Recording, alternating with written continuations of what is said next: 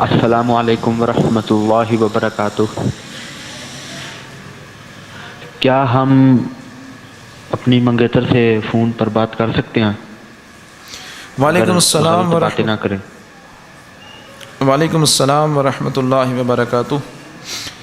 منگیتر جب تک نکاح نہ ہو جائے آپ کے حق میں غیر محرم ہے، اس سے بات کرنا یوں ہی حرام رہے گا جس طرح سے آپ غیر منگیتر غیر محرم عورت سے فون پر یا سامنے اپنے بات کریں۔ عورت کی آواز بھی عورت یعنی چھپانے کی چیز ہے، اور یہی وجہ ہے کہ عورت کو اذان دینا بھی جائز نہیں ہے، اس لیے کہ وہ آواز دیگر لوگ بھی سنیں گے۔